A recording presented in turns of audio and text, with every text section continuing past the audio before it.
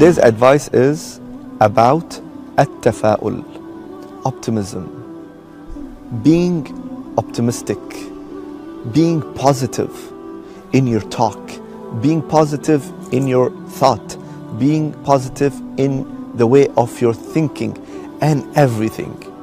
This is very important. And also, this is from the main core of our beautiful religion.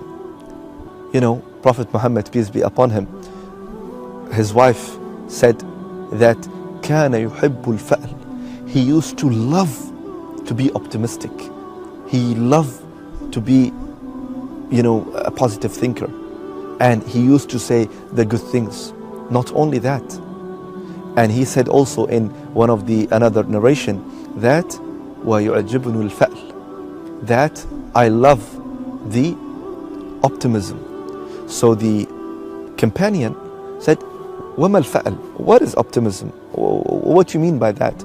He said, the good word is also a part of optimism. So imagine, even the good word, sometimes you're sitting with your family members, sometimes you're sitting with your colleagues, your co-workers, your friends, anyone you're sitting with them, it is very, very important that you always say good. You always think good in any situation. Imagine that even if there's a problem, you know, you always calm. You always think that, okay, I will come out of this problem. I will come out of this issue. Whatsoever the situation is, I will be, finding a solution. Even if you are so positive, you are always advising other people with good words, with the solutions. So people will like you. People will come, tell you, come. We need advice. We are going certain issues. We are going in certain situations. What you will say, and you are always telling them something good. Even though if you don't know anything, if you don't know how to advise, if you don't know about that particular situation, you just say, Inshallah khair. You know, God willing, it will be good. Don't worry, Inshallah, it's easy. Don't think about it. Don't worry. Always give positive energy, positive thinking, positive words to the people.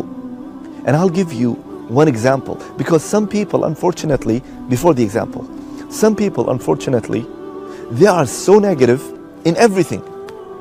If there's nothing, they will say, oh, it's a big problem. What's the problem? The weather is so, cloudy. Okay, what's the problem about it? You know, it's cloudy today, tomorrow it will be shiny.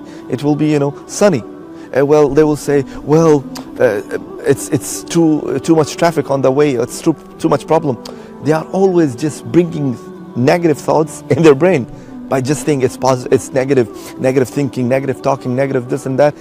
Don't be like them. Don't be like this. Just try to get rid of all the negative thoughts and negative talk. So I'll give you an example, and we will conclude with this example. At the time of war, can you imagine? There's a time of war. Means like there's two armies, and there are like a fighting, and there's like if people are in fear, people are in difficult situation. So at the time of Prophet Muhammad, peace be upon him, he commanded his companion to make a ditch, to make a big ditch around Medina, the place where they used to live. So why that? Because the other army is more equipped, and they have more weapon, and the army is bigger, and they have big sources and much larger sources than the Muslims. So they are trying to protect Medina by making a big ditch, so the army cannot come, and the horses and the camels cannot go all the way to Medina. So while they are digging day and night, they reach into a place where there's a very solid rock. They are trying to hit it. They are trying to hit it with the axe, with the big hammer, with all kind of things that they have. It's not breaking. So they said, that's it. This is the place where all the army will come in, and they will come take over our families and our houses, and they will do a lot of bad things. So Prophet Muhammad, peace be upon him, came, and he is having that beautiful smile on his face, and he said, give me the axe, give me the axe. And he took this axe or this big hammer, and what he says Bismillah, in the name of Allah, and he hit that big rock by saying Bismillah. And after hitting it, the spark came out from that rock and that axe that he's having. And he immediately says, Allahu Akbar, I can see the keys of the Sham Allah given me.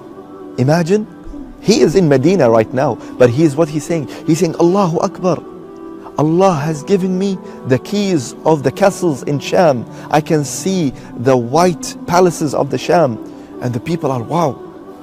Imagine, the situation is so difficult, but he is giving them the hope that don't worry, we will win this battle and we will reach all the way to Sham. And then he hit another second time and he says Bismillah, and he hit it again. And what happened? Again the spark came out and he says, Allahu Akbar, Allah has given me the keys of the Persia. I can see literally the red castles of Persia in front of my eyes, and people are being more positive here. And the third time he says Allahu Akbar, and he said Bismillah, and he hit the rock. And the third time the rock completely got broken, and he says Allahu Akbar, I can see the doors of Yemen open for me. I can see the doors of Sana'a in front of me from this place. So look at that difficult situation, yet Prophet Muhammad, peace be upon him, giving them the positive energy, the positive thinking, the positive words. This is what we want to apply in our life, in our society, in our community, in our country. So let's start within ourselves and within our family members, kids, brothers, sisters, whosoever, and then we tell the teachings of Islam and Prophet Muhammad, peace be upon him, to other people so they can apply, and they will be successful people in their community, they will be successful people in their society, and they will be successful people in the country. So by that, I hope that you and me will benefit from this advice by Allah's will. The time of segment is done, but for sure we will see you in the next segment, so stay with us, inshallah.